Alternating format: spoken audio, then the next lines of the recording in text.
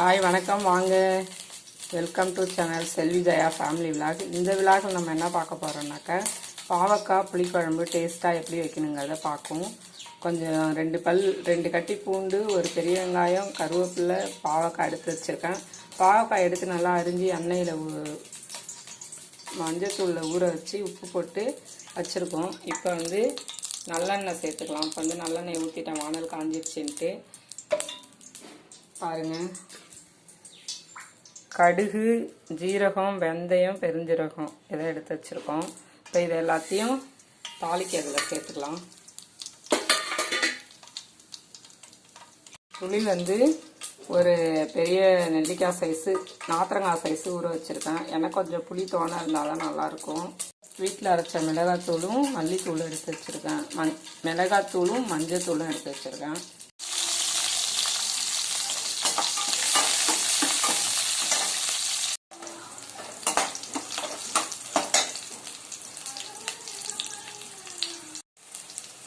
இப்போ வெங்காயம் வதங்கிடுச்சு.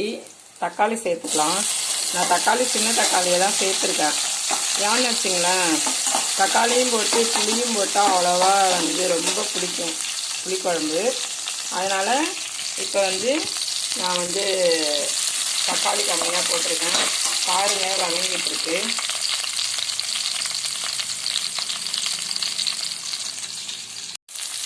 அடுத்தது பார்த்திங்கன்னா கருவேப்பிலை சேர்த்துக்கலாம். சின்ன வெங்காயம் தான், சின்ன வெங்காயம் சேர்த்துக்கலாம், ரொம்ப டேஸ்ட்டாக இருக்கும். சின்ன வெங்காயம் இல்லை, அதனால் பெரிய வெங்காயம் போட்டுக்கிட்டோம்.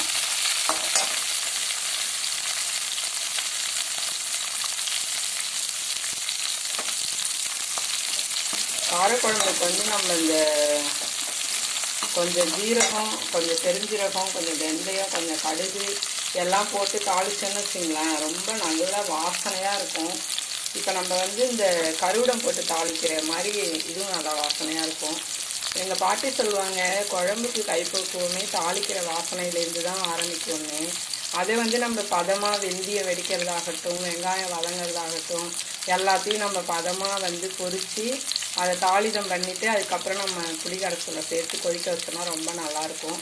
இப்போ வாங்க, நம்ம அரிஞ்சு உப்பு தண்ணி, மஞ்சள் தண்ணி போட்டு ஊற வச்சு அதுலேருந்து எடுத்த பாவக்காய் இப்போ நம்ம இந்த குழம்புல சேர்த்துடலாம். இதை ஒரு வதக்கி எண்ணெயில் வதக்கிக்கலாம். வீட்டில் ஆடின நல்லெண்ணெய் இருந்தது, அதனால் இன்றைக்கி பாப்பாவை அனுப்பிச்சி விட்டு அது ஸ்கூலுக்கு கேரட் சாதம் செஞ்சு கொடுத்தோம்.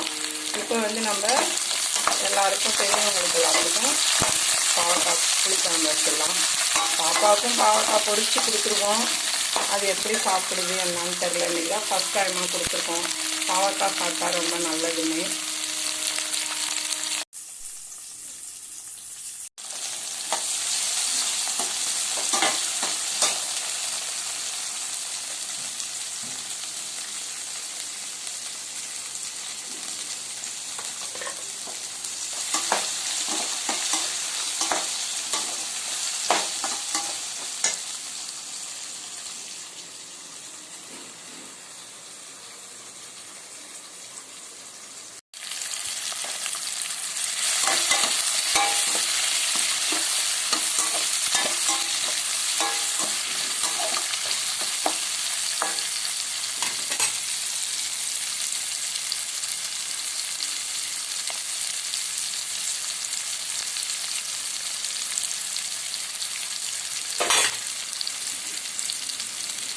இப்போ எடுத்து வச்சுருந்த மிளகாய், மல்லி எல்லாம் போட்டு வீட்டில் அரைப்போம் இல்லைங்களா குழம்பு பொடி, அதுவும் கொஞ்சம் மஞ்சள் தூளும் எடுத்து வச்சுருக்கேன்.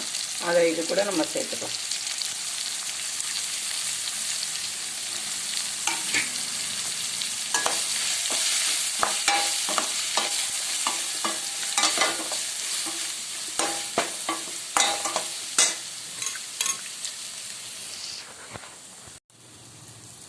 இப்போ நம்ம எடுத்து வச்சுருந்த புளி கரைசலை இது கூட சேர்த்துக்கலாம்.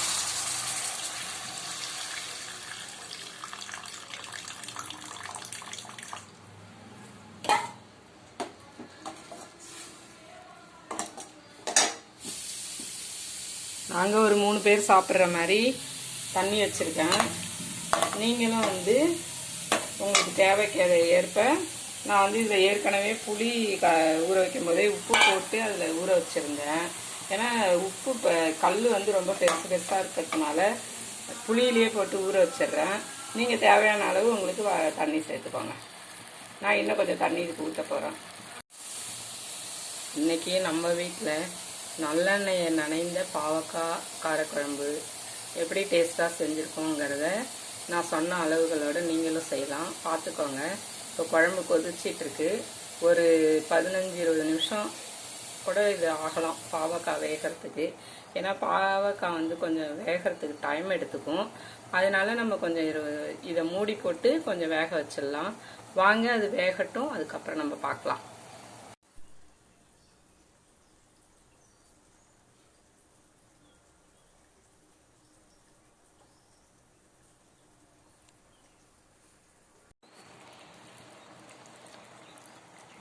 பாருங்க ஃப்ரெண்ட்ஸ், குழம்பு ரெடி ஆயிடுச்சு, காரக்குழம்பு.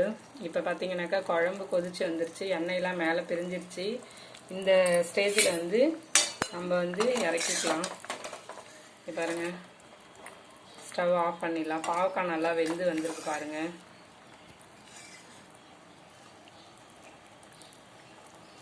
பாவக்காய் காரக்குழம்பு ரெடி ஆயிடுச்சு பாருங்க, வெந்துருச்சு.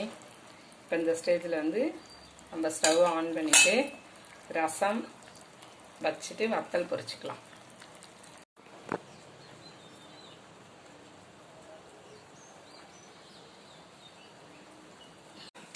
மீன் குழம்பா? மீன் குழம்பா? இல்ல, சாம்பார். சாம்பாரா? என்னம்மா அப்புறம்? பாவக்காய் புளி குழம்பு, ரசம், அப்புறம் வந்து வத்தல், சுட சுட சாதம். சுட சுட சாதம், நல்ல எண்ணெயில் நனைந்த பாவக்காய் குழம்பு. நல்லெண்ணெய் ஊற்றி பாவக்காய் குழம்பு வச்சுப்போம். இங்கே பாருங்கள் எவ்வளோ டேஸ்ட்டாக இருக்குன்னு. பாவக்காய் வந்து இனிப்பு பாவக்காய் இது. ஆனால் நான் வெள்ளெல்லாம் போடல, சொல்லக்குள்ள இனிப்பாக இருக்கட்டும்னு சொல்கிறேன். கசப்பாதான் இனிப்பாக சொல்கிறேன். இப்போ பார்த்தீங்கன்னாக்க இந்த பாவக்காய் குழம்பு எப்படி இருக்குன்னு நம்ம டேஸ்ட் பார்த்துடலாம். வாங்க.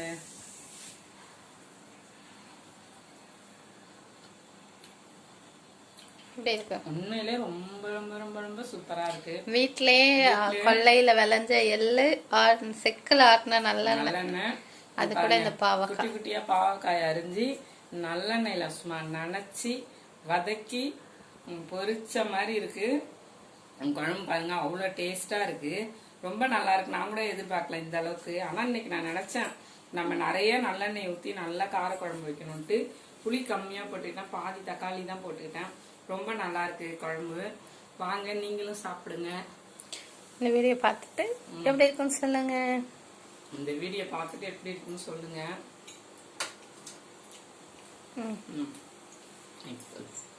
இந்த வீடியோ பார்த்துட்டு எப்படி இருக்குன்னு சொல்லுங்க.